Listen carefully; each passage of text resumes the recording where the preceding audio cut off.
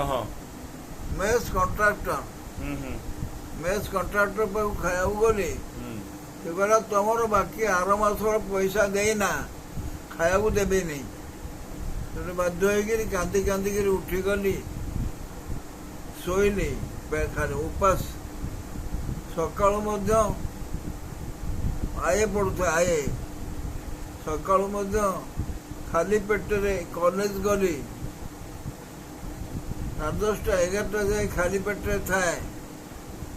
ସିଆଡ଼ୁ ଆସିକିରି ବାଟ କଳରେ ଯେଉଁ କଳ ପାଣି ସେଆକୁ ପେଟେ ପିଇ ବସିବାକୁ ବସିଲା ବେଳକୁ ସୁରେଶ ଚନ୍ଦ୍ର ଚଟ୍ଟୋପାଧ୍ୟାୟ ସୁରେଶ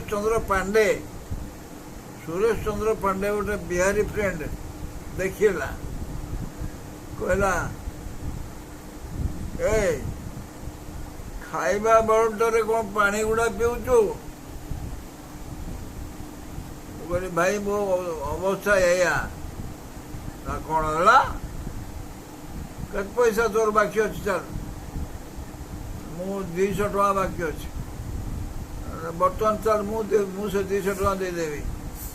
ଆଉ ତୁ ରଖ, ଆଉ 50 ଟଙ୍କା ତୁ ରଖ। ଖାଇବାକୁ ଦିଅ, ମାସେ ଖାଇବାକୁ ଦିଅ, ତାପରେ ପଇସା ନେବ ଆହୁରି। ଏତେ ବଢିଆ ସାଙ୍ଗ। ହଁ, ସୁରେଶ ଚନ୍ଦ୍ର ପାଣ୍ଡେ। ତାକୁ ମୁଁ ତା ଆଡ୍ରେସ୍ ଖୋଜିବାକୁ ଚାହୁଁଛି, ତାକୁ ପଠେଇବାକୁ ମଝିରେ ମଝିରେ କଂଗ୍ରାଚୁଲେସନ୍ସ ପାଉନି।